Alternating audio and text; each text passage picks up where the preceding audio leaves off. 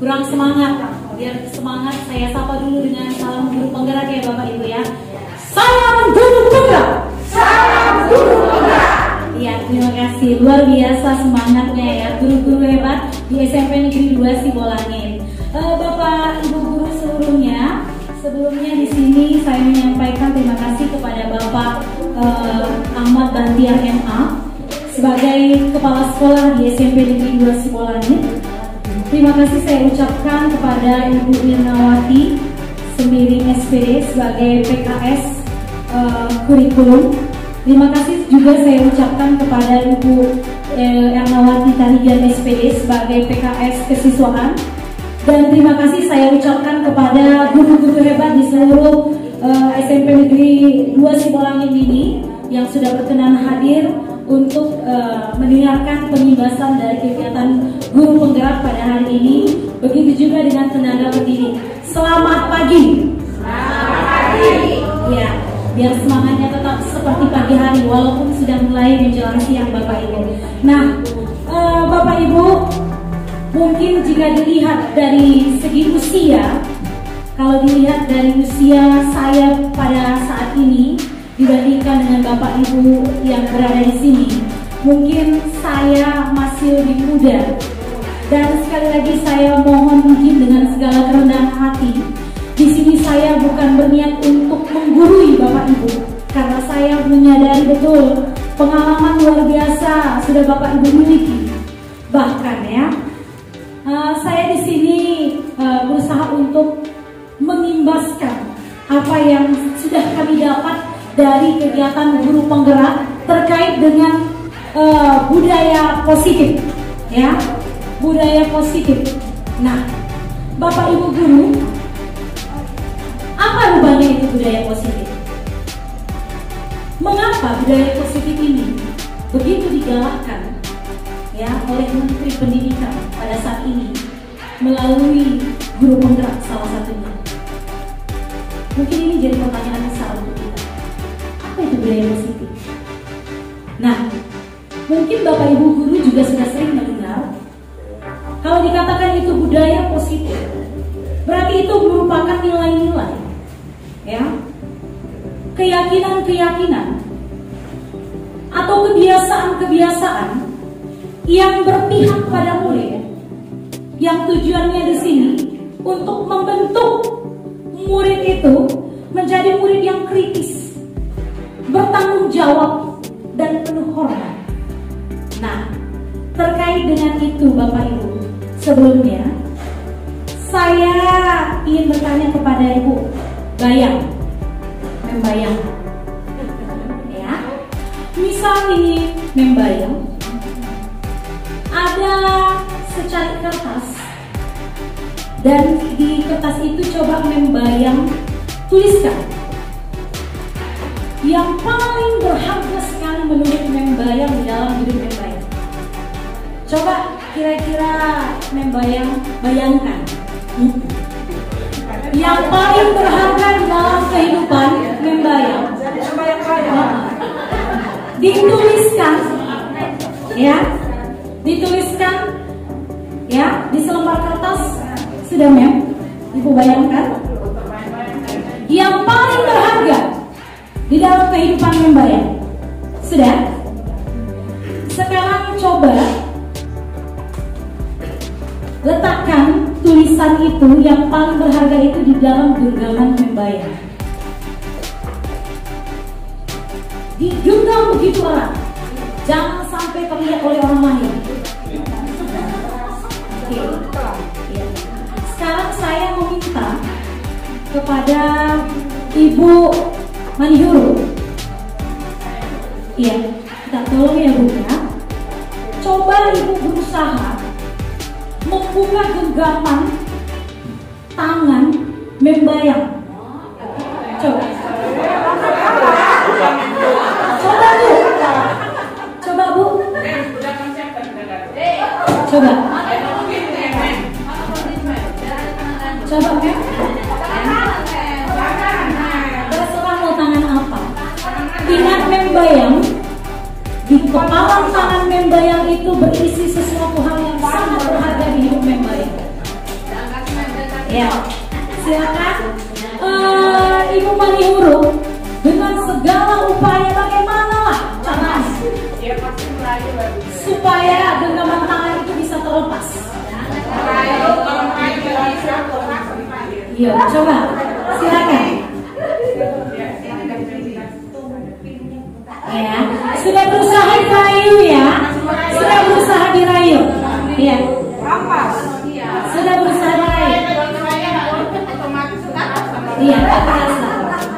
Oke, silakan. Berbagai gaya upaya dilakukan.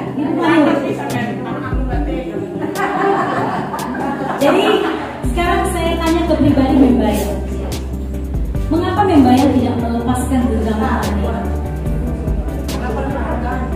Karena sangat berharga di dalam hidup Ibu. Jadi Ibu tidak akan memberikan itu kepada orang lain seperti itu. Karena saking berharganya tidak akan membiarkan itu kepada orang lain. Benar? Karena terlalu berharga. Benar ya Bu ya? Benar? Iya. Mau berbagi? Baik. Iya. Iya. Baik.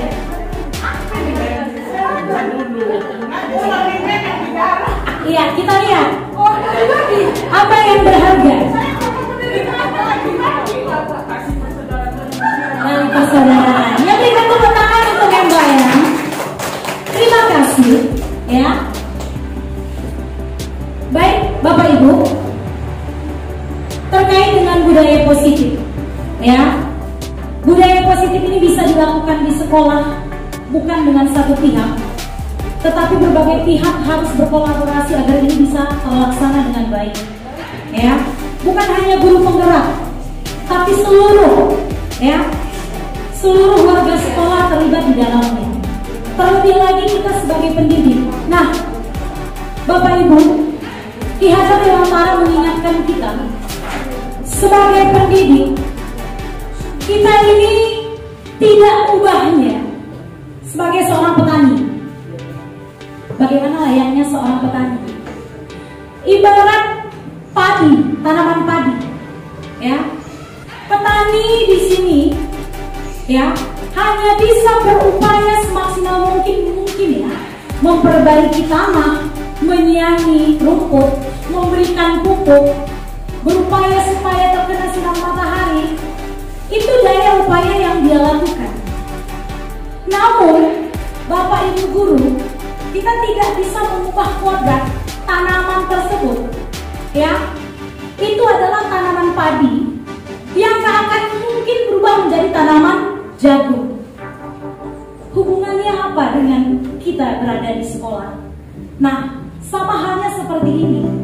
Di sekolah, kita diperhadapkan dengan murid kita. Ya, kita diperhadapkan dengan murid kita.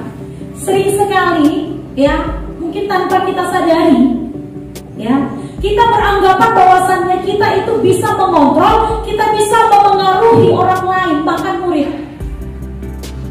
Tapi sebagai contoh tadi Membayal, ya, tidak dapat orang mempengaruhi apapun ketika dia tidak memberikan itu. Tetap fokus kendalinya kepada Membayal. Kenapa sampai pada akhirnya, ya, diberikan? Itu pun karena memang kesediaan Membayal untuk memberikan. Namun kalau memang dia tidak bersedia, maka tidak bisa dipaksa. Demikian juga dengan anak didik kita, murid kita. Berbagai latar belakang siswa kita, ya, mungkin ini juga yang mungkin sudah kita lakukan di dalam kelas masing-masing. Kalau kita jajaki siswa kita masing-masing, saya pribadi sebagai wali kelas, ternyata saya pikir dulu hanya siswa-siswa yang berada di kota itu yang terlalu bermasalah dengan broken home, ya. Tapi ternyata di daerah kita ini juga sudah sangat banyak siswa yang terdampak dengan kasus itu, ya. Seperti itu Bapak Ibu, ya. Nah, selanjutnya, ya, perubahan paradigma teori kontrol yang disampaikan oleh Dr. William Glasser. Ilusi guru bisa mengontrol murid. Karena apapun ceritanya, Kalau memang siswa atau murid itu tidak memberikan dirinya untuk dikontrol, tidak akan bisa. Gitu. Lalu ini, ilusi bahwa kritik membuat orang merasa bersalah dapat menguatkan karakter. Kadang kita beranggap ya, tanpa kita sadari, saya juga masih seperti itu. Tanpa saya sadari, saya berharap dengan saya memposisikan saya ini bisa membuat dia merasa bersalah, dia akan memperbaiki, malah tidak. Ya, apakah kamu nggak menyadari apa yang kamu lakukan ini sangat menyedihkan hati umpamamu, ibumu yang melahirkan kamu. Di situ kan dia sekarang menjadi merasa bersalah. Ya, namun ternyata tidak. Ya, itu menurut Dr. William Glasser. Ilusi bahwa semua pengobatan positif, efektif dan bermanfaat. Ya, apakah sudah bermanfaat selama ini atau tidak? Sering kita seperti itu kan? Kita mau nasihati, kita mau marahi bahkan.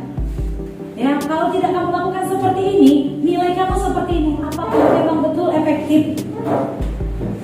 Ilusi bahwa orang dewasa memiliki hak untuk memaksa. Saya guru, kamu siswa. Ya, tapi nyatanya itu semua ilusi Bapak Ibu. Nah, selanjutnya coba kita perhatikan. Inilah perubahan paradigma, ya. Perubahan paradigma stimulus respon, ya. Dari stimulus respon ke teori kontrol. Kita mencoba mengubah agar berpandang sama dengan kita. Kan itu sering kita lakukan. Harusnya seperti ini, tanpa kita sadari sebetulnya murid memiliki alasan tertentu kenapa bisa seperti itu. Mungkin karena kita terlalu dikejar dengan tugas dan tanggung jawab, mungkin kesibukan di rumah tidak terlalu kita jajaki. Namun sebetulnya memang di balik itu banyak sekali, ya, murid kita yang sangat membutuhkan itu. Ya, kita nggak bisa menyamakan kebutuhan itu, pandangan kita itu sama, ya, tidak. Perilaku buruk dilihat sebagai suatu kesalahan, sedangkan kalau teori kontrol itu semua perilaku memiliki tujuan, kita tidak. Kalau dia sudah misalnya, ya, merebut makanan temannya, atau misalnya mengganggu, atau misalnya menjewel, atau memegang rambut kawannya, itu kita sangat langsung berkata usir. Tapi kita tidak tahu, entahnya memang dia nggak punya kawan di rumah, entahnya memang mamanya terlalu sibuk sehingga tak memperhatikan dia. Ya, itu yang menurut perubahan dari stimulus respon ke teori kontrol. Selanjutnya, orang lain bisa mengontrol saya, itu di stimulus respon. Namun teori kontrol mengatakan hanya Anda yang bisa mengontrol diri Anda, seperti membayang tadi. Walaupun memang Ibu Manihur berusaha mengaruhi orang lain, tapi kalau memang dia tidak mengizinkan dirinya untuk memberikan, tidak akan bisa. Karena dia izinkan Bapak bisa, berarti tetap kontrol ke dia, bukan orang lain pada umumnya atau pada dasarnya. Ya. Selanjutnya, ya, pemaksaan ada pada saat wujudan gagal. Nah, ini tuh kalau dia stimulus respon. Sedangkan kolaborasi dan konsensus menciptakan pilihan-pilihan baru, itu di teori kontrol. Mungkin gitu ya kan? Kalau memang nggak bisa kayak gini, kayak mana lagi? Kalau memang kamu nggak bisa merubahnya, ya udah, gak usah lagi sekolah sini.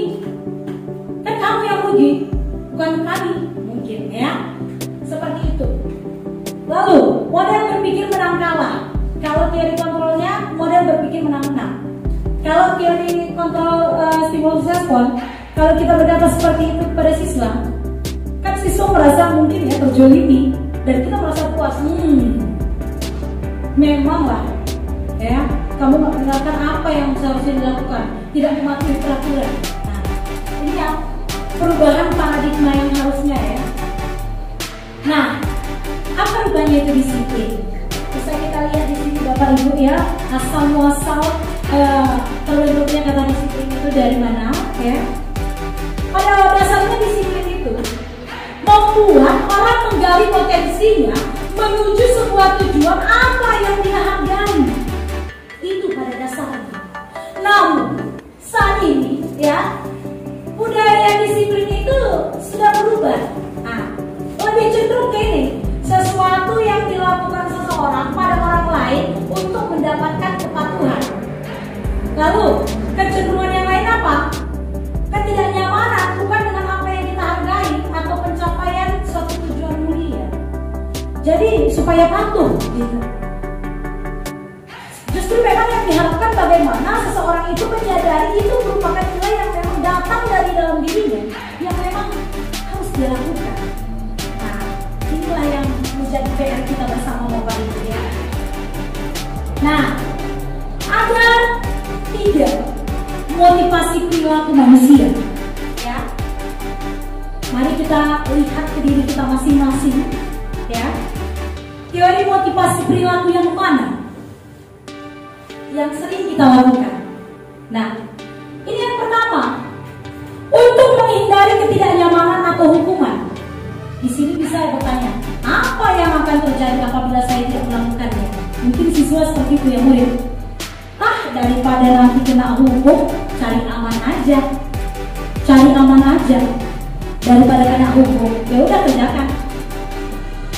Sekedar untuk mencari aman sehingga dia mengerjakan tugas atau dia mematuhi peraturan sekolah. Hanya untuk ini, untuk menghindari ketidaknyamanan daripada dihukum. Ini masih termasuk motivasi eksternal, berarti dari luar. Motivasi yang kedua ini lebih tinggi, namun masih eksternal juga. Untuk mendapatkan imbalan dari orang lain. Ada yang didapat, supaya nilai bagus, supaya aku nanti disenangi guru-guru, aku lakukan aja. Masih ada motivasi dari luar. Nah, ini motivasi yang ketiga, untuk menghargai diri sendiri menjadi insan yang sesuai dengan nilai yang dipercaya. Pakai kata tanya apa? Saya akan menjadi orang yang seperti apa bila saya melakukannya. Inilah PR kita supaya ini bisa nanti ada pada diri murid kita. Gak gampang ini Bapak Ibu juga. Bahkan saya yang memulainya pun ya merasa kesulitan. Tapi saya yakin dan percaya sebagai petani menuntun, memberi pupuk, tapi mau atau tidaknya kan kembali ke siswa ya, kembali ke murid. Nah, Bapak Ibu, perubahan budaya positif ini ya bisa dilakukan perlahan ini. Nah, mulai dari peraturan kelas ini kita geser. Kenapa? Mungkin peraturan kelas selama ini yang ada yang kita dengar identik sekali dengan kata tidak, jangan. Iya, dilarang, tidak boleh. Nah, di guru penggerak ya, kami diajarkan supaya menerapkan budaya positif. Ya, sebagai contoh ya, dilarang ya berlari-lari di koridor. Apa kata lainnya yang maknanya sama tapi tidak menggunakan kata tidak?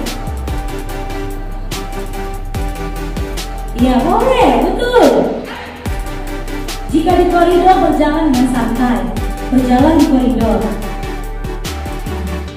tidak menggunakan kata tidak. Nah, itu kita mulai dari sekarang. Warnanya sama, tapi dia berbudaya positif. Bisa ya? Nah, itu dimulai ini dari ini peraturan kelas diubah keyakinan kelas. Lalu dengan adanya nanti keyakinan kelas, ya, maka akan tercipta lingkungan yang positif. Maka akan lebih besar lagi menyeluruh ke budaya positif di sekolah kita. Nah, ini juga sudah saya terapkan, sudah kami terapkan sebagai calon guru penggerak di sini ya bersama Bu Siska. Nah, nanti mungkin saya berikan juga ya dokumentasinya, ada sih berbentuk video karena mungkin waktu kita nanti tidak memungkinkan berupa foto saja. Namun kalau memang bentuk keyakinan kelasnya itu sudah terpampang di kelas 92. Selaku saya juga sebagai wali kelas di kelas 1. Ya, itu ya. Jadi sudah dimulai ya Bapak Ibu ya, itu ya. Nanti ya, iya.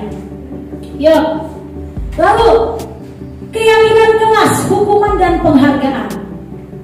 Ayo, 3 hal ini. Keyakinan kelas, hukuman, penghargaan. Mengapa tidak peraturan saja? Mengapa harus keyakinan kelas? Dan tadi kan ada pergeseran saya sampaikan tadi ya. Peraturan ke keyakinan kelas. Kenapa ini? Kenapa tidak peraturan saja? banyak perbedaannya. Nah, yuk kita lihat ya lebih lanjut ya. Coba, yang mana merupakan keyakinan kelas menurut Bapak Ibu? Dari dua ini yang pertama, ini yang kedua. Kolom A, kolom B, mana kira-kira yang menurut Bapak Ibu merupakan keyakinan kelas? Oke, yang B. Kenapa menurut Ibu yang B bukan yang A? Keyakinan kelas. Oh, betul sekali. Berarti ini ada lebih kepada keyakinan kesadaran seperti itu ya Bu ya. Nah, itu. Yuk kita gali lagi lebih dalam lagi. Ya. Jadi nanti kita bisa juga buat keyakinan kelas masing-masing ya Bapak Ibu ya. Kita nanti berbagi, berkolaborasi bersama-sama supaya ini bisa kita laksanakan di sekolah kita ini ya. Nah, ini dia. Bagaimana nanti ini terlihat, berperilaku, terdengar, bisa kita buat dengan ini. Kabel T yang ini ya, kabel T yang ini. Ini misalnya, kalau misalnya hormat, kami meyakini bahwa sangat penting untuk menghormati semua orang dan barang milik orang lain. Begitu seterusnya Bapak Ibu. Nah, jadi contohnya ya, keyakinan kelas yang pertama, guru dan murid ya semangat bekerja. Jadi nanti kalau dari gitu ya kan, nggak ada lagi siswa yang nggak mengerjakan tugas, nggak ada lagi guru yang nggak datang, karena ada keyakinan kelas semangat kerja gitu ya kan, diingatkan ya. Guru dan murid menjaga kebersihan. Jadi nggak murid aja kita tuntut, sama-sama sepakat, muridnya juga. Jangan lagi ya kan, muridnya sudah menjaga kebersihan, tisu kita pula nanti di kelas jadi berserak. Jadi kalau ada keyakinan kelas, kita kembali diingatkan, oh ada keyakinan kelas gitu. Kemarin sudah disepakati kesadaran. Nah, lanjut ya Bapak Ibu. Nah, kira-kira menurut Bapak Ibu ya, ini ya, coba ya, ini selalu kembalikan buku ke tempatnya. Kira-kira nilai di sini keyakinan kelas apa di sini yang mau dibentuk? Kalau misalnya nih, selalu kembalikan buku ke tempatnya. Nilai apa di situ yang mau dibentuk dari murid? Ayo Pak Topik. Kesadaran. Kesadaran. Tanggung jawab ya. Bertanggung jawab. Nah, itu ya. Itu sebagai contoh. Lalu ini kira-kira ya. Ini. Di sini apa? Gunakan masker. Ayo kira-kira Ibu Srai. Kesadaran juga.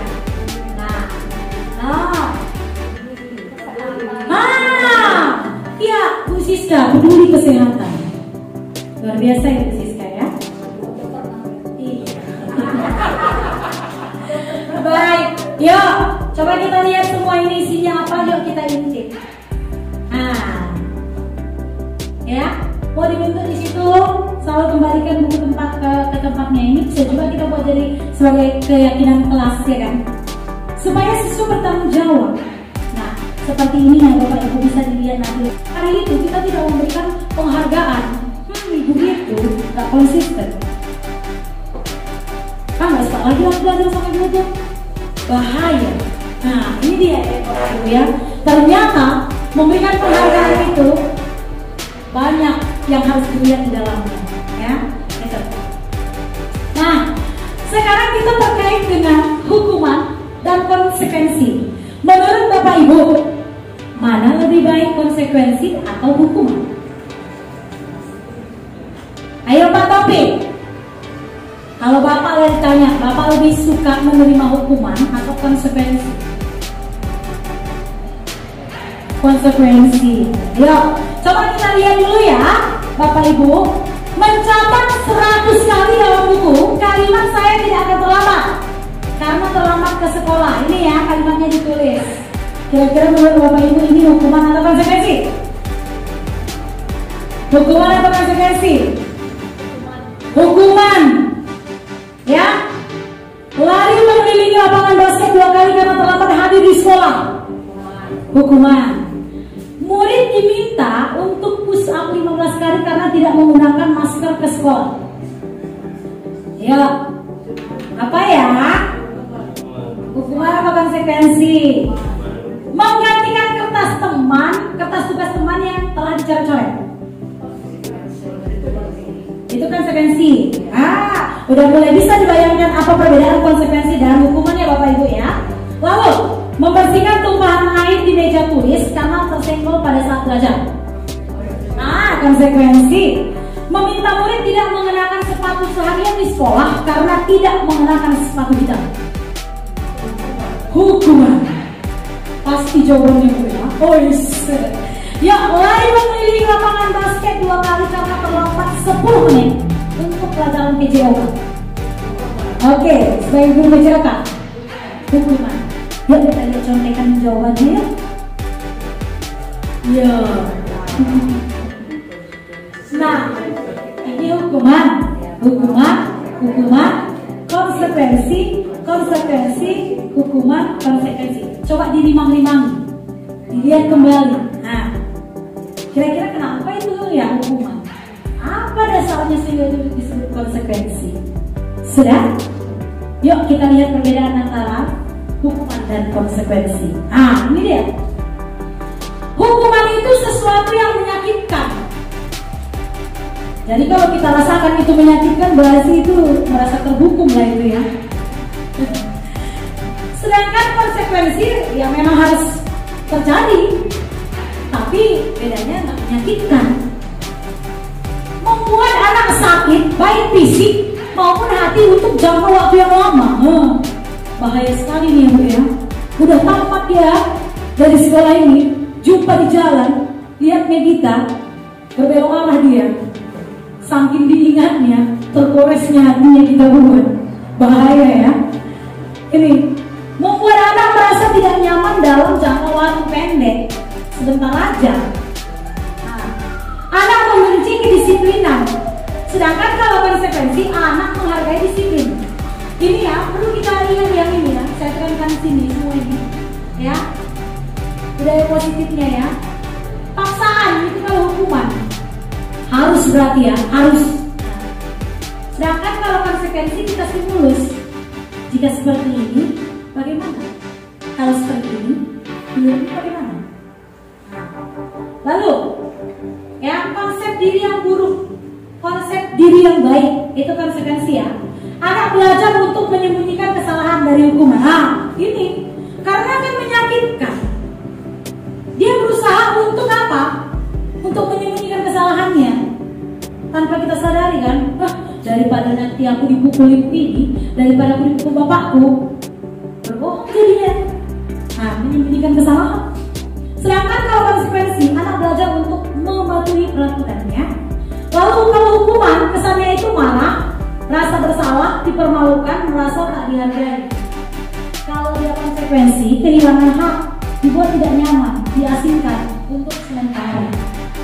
Nah, itu dia ya Bapak Ibu ya, kita bisa lihat perbedaan antara hukuman dan konsekuensi. Nah, jadi kalau hukuman itu kesannya itu datang dari orang lain. Tapi kalau konsekuensi itu berarti sudah diketahui dan sudah memang tahu ya, dan itu memang datang dari diri seseorang itu. Kita lihat kembali ya, ini tadi ini. Membersihkan tumpahan air di meja tulis karena tersenggol pada saat belajar. Itu kan karena kesadarannya. Gitu. Tapi kalau ini mencatat 100 kali dalam buku, saya tidak akan terlambat lagi. Itu kan dia hukuman, kesannya paksaan. Ini hanya mengambil lagu di keladang. Bahkan kemarin dia nggak memiliki handphone, nggak bisa memiliki. Saya tanya kenapa nggak bisa memiliki handphone. Terus tiba-tiba dia ada handphonenya. Handphone ini sampai di situ sudah ada kenapa? Saya memandang manis. Dan saya tahu kalau ada mana. Ya, makanya sampai terlihat. Itu. Tapi memang minusnya kita karena tentang jauh atau tugas yang lain, kita nggak sempat menjajaki siswa satu-satu. Nggak tahu kita kebutuhannya. Tapi kalau memang betul kita tahu kebutuhan siswa, saya pikir ya nggak ada lagi lah keluar cacian maki.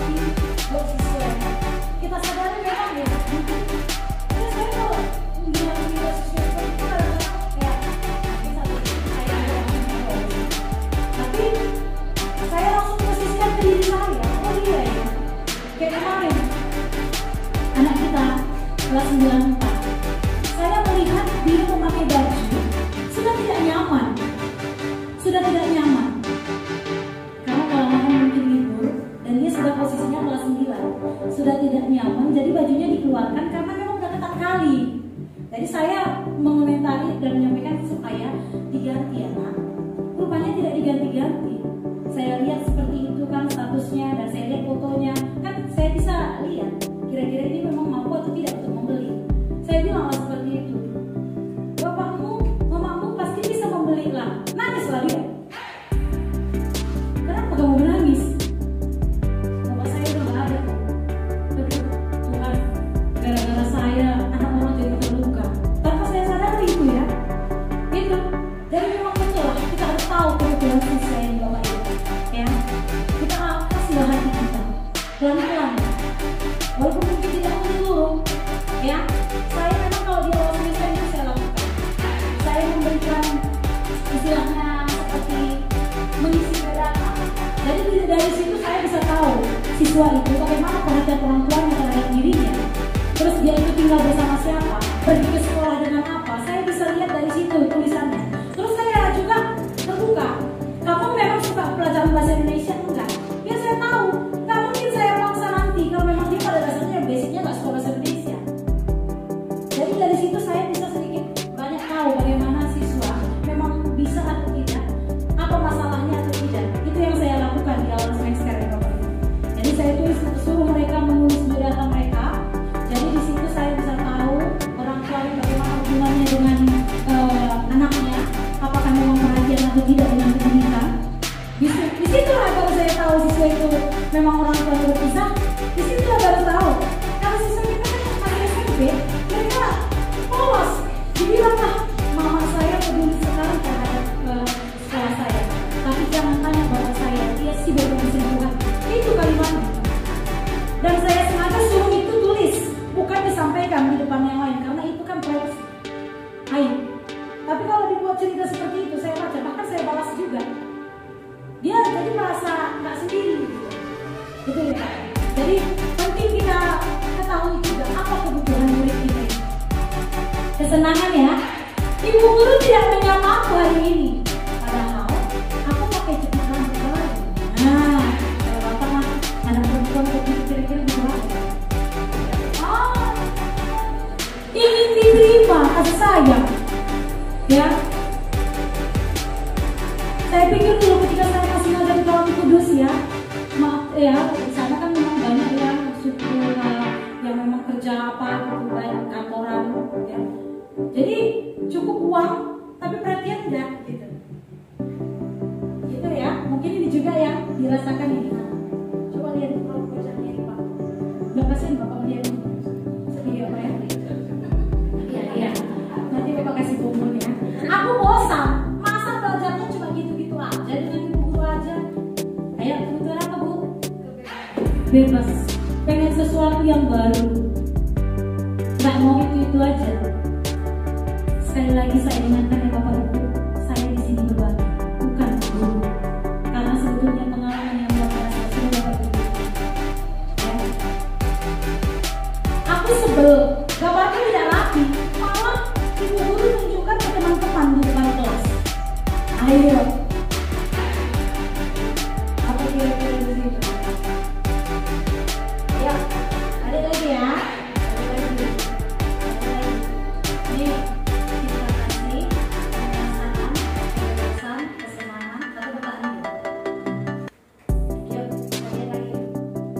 Aku sebel gambarku tidak rapi, malah ibu guru tunjukkan ke teman-teman di depan kelas. Agak bingung nih ya. Kalau ini kan langsung gamblang ini ya. Karena ini juga. Jadi perhatian. Ayo. Bisa juga kebebasan.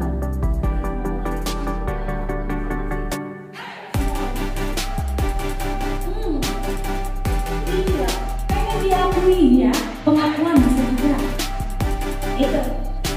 Nah, jadi mulai hari ini kita mau ya Bapak Ibu. Jadi kemudian kita untuk mengetahui apa yang dibutuhkan ya. Yuk, kita lihat lagi. Enggak. Ya, yuk kita lihat 5 posisi kontrol itu apa aja. Ini ya.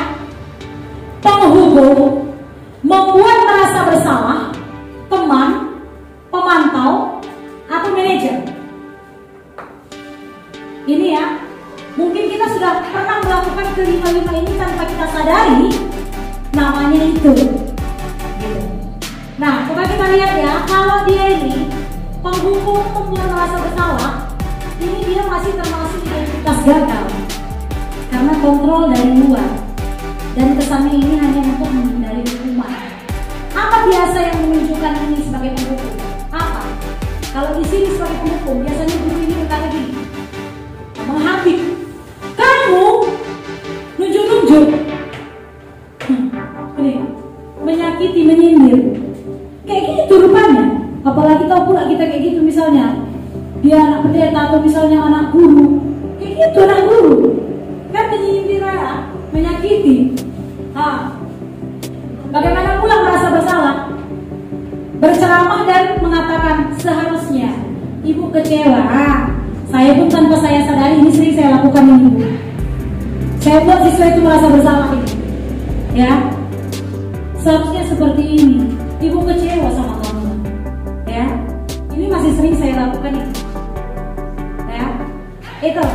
Lalu kalau misalnya ini sebagai teman, ini terkait dengan menangani masalah ya Bapak Ibu. Terkait dengan menangani masalah. Ketika siswa menangani bermasalah. Tapi kalau misalnya di dalam kelas kita memposisikan diri kita juga sebagai teman, ya itu nggak salah ketika berkomunikasi dengan siswa. Karena kita kan ingin berkomunikasi lebih dengan siswa. Tapi kalau dalam menyelesaikan masalah ini kurang baik juga, ya. Ini karena kesannya mengharapkan imbalan atau ketergantungan pada orang lain, ya. Ini apa kata-katanya ini? Yuk. Lalu ini yang terakhir, manajer. Bisa dilihat ya Bapak Ibu ya. Kalau misalnya penghukum, kata-katanya seperti apa? Kalau dia membuat rasa bersalah, kata-katanya seperti apa? Nah, dan yang parahnya kita lihat ini dampaknya ini kalau sebagai penghukum mengulangi kesalahan. Kalau pembuat merasa bersalah, siswa jadi merasa rendah diri. Kalau dia sebagai teman, lemah, tidak mandiri, tergantung dia. Ada kok nanti ibu itu lagi, ada kok bapak itu lagi, kan bisa menyelamatkan saya. Lalu ini sebagai pemantau, menitik beratkan pada sanksi ya. Ini lalu yang selanjutnya mengevaluasi diri, bagaimana cara memperbaiki diri. Nah, bisa dilihat nanti lebih dalam lagi bagaimana posisi penghukum, pembuat merasa bersalah, teman, pemantau, manajer, bagaimana dia tindakannya, hasilnya, kaitan dengan dunia berkualitas dan apa yang dikatakan murid. Nah, kita dalam posisi apa? Dari kelima ini, posisi yang sering kita lakukan, kira-kira di posisi mana? Yuk, kita lihat ya.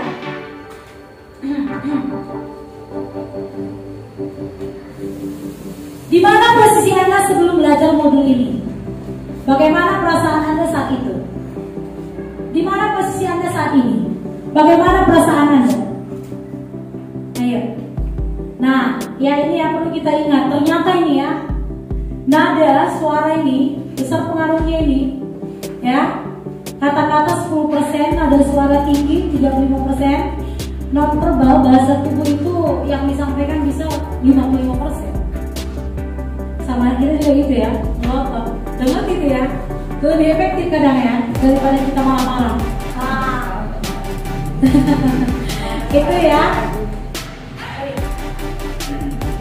Nah, sekarang kita cek yuk, kita cek. Sekarang kira-kira posisi kita di mana ya? Apakah sebagai penghukum, pembuat dalam merasa bersalah, teman, pemantau, atau manajer? Dari ini, apa yang kamu mau? Kira-kira di situ posisi kontrol apa ya? Kalau itu kita sampaikan. Ya, yuk, kita lagi contohkan yuk. Bisa sebagai penghukum, pembuat orang merasa bersalah, teman, pemantau, atau manajer. Yuk, apa yang kamu mau? Apa yang sedang kamu kerjakan? Biasa kayak gitu siapa yang nanya itu? Pemantau, ya. Terus, kapan saya bisa harapkan ini selesai? Ini restitusi. Apa itu restitusi? Ya, restitusi adalah proses menciptakan kondisi bagi murid untuk memperbaiki kesalahan mereka sehingga mereka bisa kembali pada kelompok mereka dengan karakter yang lebih kuat. Itu ya. Jadi restitusi ini dilakukan untuk menangani masalah yang dialami oleh murid. Nah, ini ya, menciptakan kondisi bagi murid untuk memperbaiki kesalahan mereka sehingga mereka bisa kembali pada kelompok mereka. Itu restitusi. Nah, selanjutnya ada nanti yang lihat di sini 9 ciri restitusi. Ketika kita ingin menangani masalah siswa, bukan untuk menebus kesalahan, namun untuk belajar dari kesalahan. Ini ya, memperbaiki hubungan, tawaran, bukan paksaan. Restitusi menuntut untuk melihat ke dalam diri murid. Restitusi mencari kebutuhan dasar yang mendasari tindakan. Restitusi diri adalah cara yang paling baik untuk memperbaiki diri. Restitusi fokus pada karakter bukan tindakan. Lalu, restitusi fokus pada solusi. Dan yang terakhir, restitusi mengembalikan murid yang membuat salah pada kelompoknya. Ini 9 ciri restitusi. Nah, dalam menangani masalah siswa bisa digunakan metode segitiga. Dan ini juga yang sudah kami lakukan, ya. Sudah mulai kami lakukan Bapak Ibu, ya. Segitiga restitusi. Ini nanti yang pertama ini menstabilkan identitas dari bawah naik ke atas, validasi tindakan yang salah, lalu menurut meyakinkan, menanyakan keyakinan. Nah, apa rupanya menstabilkan identitas? Menstabilkan identitas ini membuat murid yang merasa gagal karena membuat salah menjadi positif terhadap dirinya. Ini caranya kita bisa gunakan kalimat seperti ini. Berbuat salah itu hal yang manusiawi. Ini kita sampaikan kepada siswa supaya dia tak merasa rendah diri walaupun sudah membuat salah. Ketika kita menangani masalah, ya siswa ya, ketika kita berkomunikasi dengan siswa, ini yang kita ucapkan. Ketika kita menstabilkan identitas, tidak ada manusia yang sempurna. Bapak Ibu juga pernah buat salah. Nah, jadi dia merasa, oh iya ya, walaupun aku nggak pernah salah, ya ternyata dapat manusia yang paling jahat. Nah gitu. Kita pasti bisa menyelesaikan permasalahan ini. Nah ini yang beberapa ya Bapak Ibu ya. Bisa dilihat. Selanjutnya, validasi tindakan yang salah. Apa itu validasi tindakan yang salah? Membantu murid mengenali kebutuhan yang ingin dipenuhi ketika melakukan kesalahan itu. Kembali ke kebutuhan yang dimaksud Bapak Ibu. Ya. Apa kebutuhan yang dibutuhkan dari materi? Apakah dia membutuhkan kesenangan? Apakah dia ingin diterima? Atau dia ingin diakui? Nah, itu. Bagaimana kata-katanya? Kamu bisa saja melakukan hal yang lebih buruk, tapi kamu tidak melakukannya. Nah, di sini. Ini, kamu pasti punya alasan mengapa melakukannya.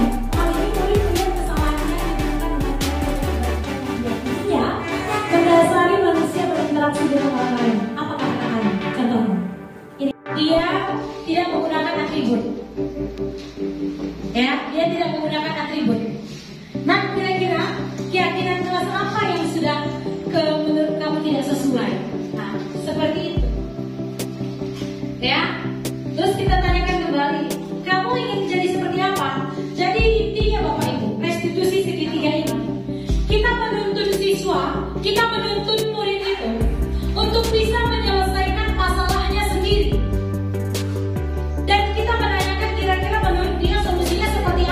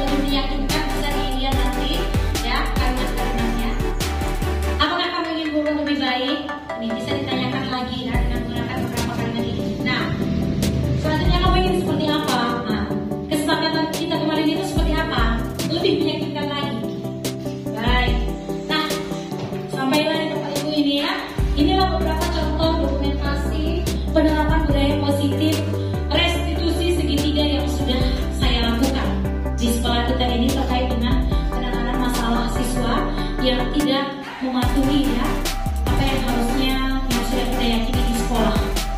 Ini ya salah satu contoh melakukan restitusi segitiga. Selanjutnya, ini adalah dokumentasi menerapkan budaya positif. Kami di sini membuat poster budaya positif secara bersama-sama dengan siswa, menyepakati apa yang menjadi keyakinan kelas dan itu ditempel di kelas. Ini tepatnya di kelas 92 ya. Ini menyampaikan pentingnya keyakinan kelas itu. Mulailah ditanyakan kelas impian mereka seperti apa, mereka mulai menempelnya. Bisa dilihat ya. Nah ini ya, ada juga budaya 5S. Bentuk posternya dipajang di kelas ya. Baik, selamat pagi anak ibu yang hebat seluruhnya. Pagi. Apa kabar hari ini? Baik, senang rasanya kembali kita bertemu di semester kedua ini di pertemuan pertama. Jadi anak ibu semua, untuk memulai semester kedua ini kita akan membuat kesepakatan kelas. Nah, apa itu kesepakatan kelas? Mengapa kita perlu membuat sebuah kesepakatan kelas? Bagaimana langkah-langkah untuk membuat kesepakatan kelas? Nah, itu yang akan kita laksanakan pada hari ini. Anak ibu seluruhnya, sebuah kesepakatan kelas ini penting dilakukan, penting dilaksanakan, penting dibuat agar proses pembelajaran bisa berjalan dengan baik tentunya. Nah, apa itu kesepakatan kelas? Kesepakatan kelas berarti itu adalah sebuah kesepakatan berupa ya keyakinan-keyakinan yang dibuat oleh siswa atau murid bersama guru untuk dilaksanakan bersama-sama. Itu dia kesepakatan kelas. Bisa ya dipahami? Nah, jadi anak ibu semua, kita akan memulai membuat kesepakatan kelas dengan beberapa panduan. Nah, yang pertama, anak ibu, di tangan kamu masing-masing ya, bersama kelompok kamu sudah ada kertas ya. Kamu bisa mengisi di situ terlebih dahulu ya. Terkait dengan apa ya permasalahan yang pernah kamu alami atau yang kamu anggap sebagai permasalahan selama pembelajaran. Silakan dituliskan di sini. Ya, silakan ditulis. Satu yang menulis, ya kamu yang menulis nak sini. Ya, kamu yang menulis, temanmu yang menyampaikan. Ya silakan. Begitu juga yang lain.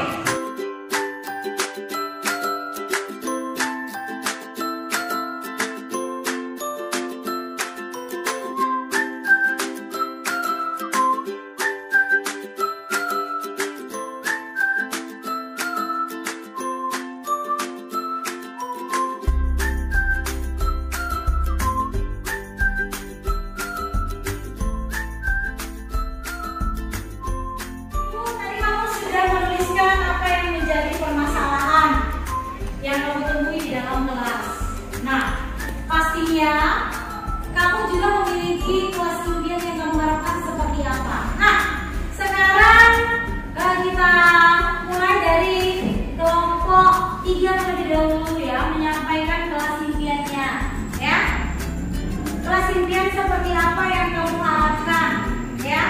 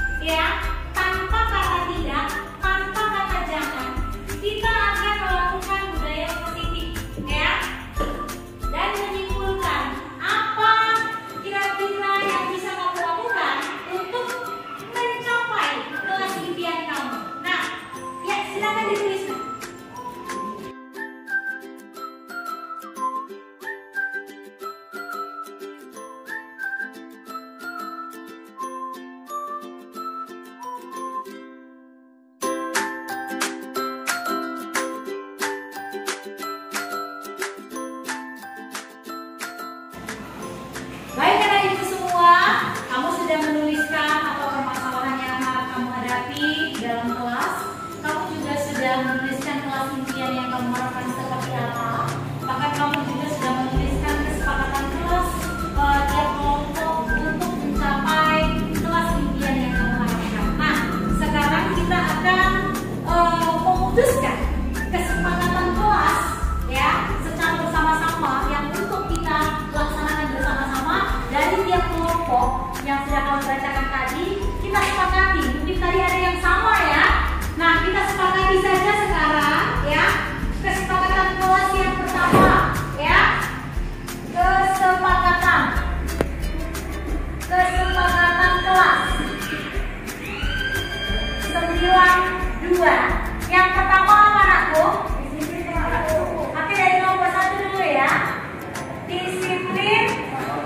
Oke, ini di atas guru dan murid ya. Guru dan murid berarti ini berlaku untuk semua ya. Guru dan murid disiplin waktu. Yang kedua, guru dan murid menjaga kebersihan. Menjaga kebersihan kelas. Yang ketiga, oke, dari kelompok 1 ya. Guru dan murid berbicara secara bergantian. Sekarang dari kelompok 2 yuk, apa kesepakatan kelasnya? Berpakaian rapi, bersih, berpakaian rapi, bersih, dan lengkap. Atribut. Lalu nak mengerjakan tugas dengan penuh tanggung jawab. Mengerjakan tugas dengan penuh tanggung jawab. Lalu ada lagi? Iya. Dari kelompok 3. Menjaga ketertiban kelas. Menjaga ketertiban kelas. Lalu ada lagi kan? Membudayakan 5S. Oke, membudayakan 5S. Cukup? Oke. Nah, kesepakatan kelas ini yang sudah kita sepakati secara bersama-sama untuk kita lakukan, nanti akan kita tanda tangani secara bersama-sama. Setelah kita sepakati kesepakatan kelas ini, supaya bisa nanti kamu lihat dan bisa kita laksanakan sama-sama, kita buat dalam bentuk poster. Bisa ya? Silakan kamu buat dalam bentuk poster agar kita tempel di kelas, kita lihat bersama-sama dan kita laksanakan secara bersama. Ya, silakan dimulai.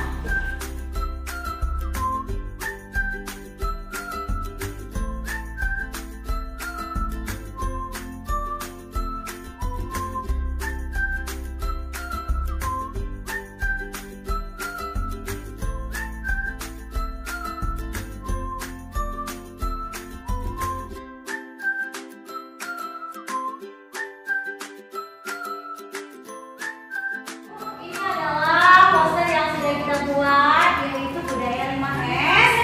Dan tadi kita juga sudah membuat apa itu Kak? Kesepakatan kelas. Nah, kan ya anak ibu ya. Baik, nanti kita sepakati kembali apa konsekuensinya jika tidak kita sepakati kesepakatan kelas. Demikian pembelajaran kita hari ini. Semoga kita bisa terapkan sama-sama. Terima kasih. Dadah. Perkenalkan, nama saya Yus Giring. Saya kelas 92 di SMP Negeri 2 Sekolahnya.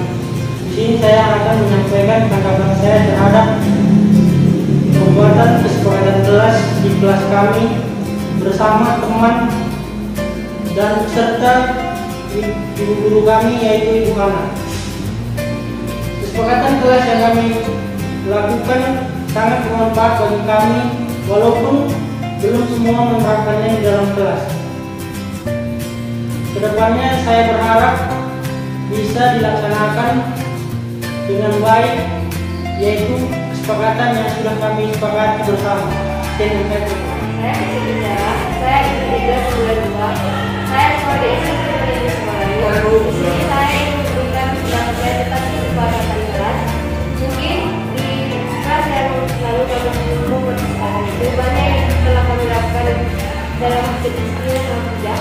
Terus setelah kelas membuat kelas kami sudah agak lebih baik, lebih sopan, lebih kepada guru dan lebih giat belajar. Di sini saya ingin memberikan mungkin di kelas yang lalu kami banyak membuat guru dan di sini setelah kami membuat baik dengan guru, kami sudah bersepakat dengan anak.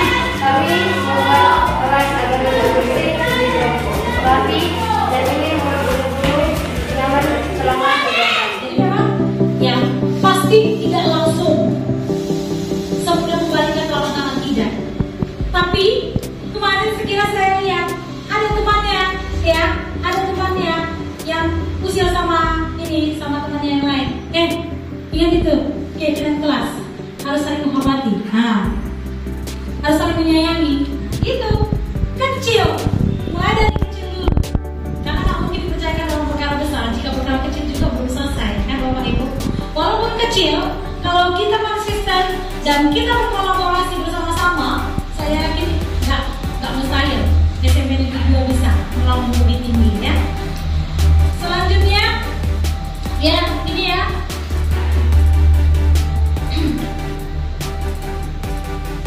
Nah, lalu ini ya dokumentasi penerapan budaya positif. Sudah saya posisi kontrol ya. Melakukan posisi kontrol. Lihat tatapannya. Serius sekali kemarin ini. Anak Yang waktu melempar lebah itu, sarang lebah. Dan ini matanya bisa dilihat nggak dibuat-buat ya Bapak Ibu. Oke, baik Bapak Ibu. Jika ada Bapak Ibu yang ingin bertanya terkait dengan budaya positif pada kesempatan ini, saya berikan kesempatan. Silakan Bapak Ibu yang ingin bertanya. Semampu saya jawab. Kalau tidak bisa saya tanyakan ke fasilitator saya dan rekan CGP yang lain. Tadi kan Bu ada kosongnya itu mengenai gambar, katanya gambar saya jelek, tapi Ibu Tunjukkan teman. Tetapi ini pertanyaan saya bukan di situ. Iya. Kelas di SD ya, Iya. di SD. Anak saya kan kelas 1 SD selalu gini, kelemahannya mungkin digambar. Iya. Nah, terus dia mengatakan gini, kenapa nilai-nilainya adik selalu nilai 60, 65 gitu kan? Sampai saya bertanya sama gurunya, oh Dek, kenapa biasanya setahu saya anak kelas 1 itu namanya di awal dia menggambar itu wong dihargai itu. Akhirnya apa? Tetap nilai 60. Akhirnya apa yang terjadi? Anak saya gitu-gitu aja kok nilainya, Mas. Gitu-gitu aja lah gambarnya. Itu aja diulangnya, itulah nilai, jadi malas dia. Saya bertanya, memang gitu Kak kategori di kelas 1. Padahal kalau ikutkan dari TK, aturannya dia menghargai apa dari awal. Nah, tanya guru di kelas 1, dan gitulah apa namanya patokannya dari sananya tentang bagaimana solusinya. Terima kasih. Iya, terima kasih Bu Sirait ya. Kan bahwasannya memang kalau kemarin saya tanyakan kepada guru yang bersangkutan, di sekolah itu memang seperti itu yang sudah disepakati. Kalau memang sudah kesepakatan kebijakan dari sekolah tersebut, kita boleh berbuat apa. Namun kalau ditanya saya pribadi pun Bu, ya, namanya masih kelas 1 SD, ya, biarkan saja mereka mengeksplor, ya, menyampaikan semua apa yang memang dia miliki. Jangan langsung kita cut. Kadang-kadang kan memang seperti itu, tanpa kita sadari ya. Ketika kita misalnya lagi ibadah nih, ya, di rumah, anak kita kecil masih cerita, masih lari ke sana kemari, memang kodratnya sedang seperti itu. Kadang kita batasi, padahal tanpa kita sadari, kita di situ mematahkan dia bisa mengembangkan dirinya, mengeksplor dirinya. Seperti itu tadi. Kalau dia langsung dikatakan seperti itu, toh dia pun sudah berupaya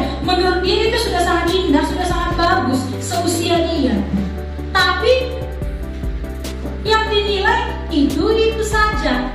Nilainya tetap 60, mulai dari gambar A sampai Z. Kalau saya pikir lebih bijaksana lah ketika kita dihadapkan dengan seperti itu, Bapak Ibu ya. Jangan hanya terlalu melihat hasil, tapi coba kita lihat juga bagaimana ya prosesnya. Yang itu kita hargai ya. Itu dari saya ini. Itulah yang bisa saya sampaikan Bapak Ibu terkait dengan budaya positif.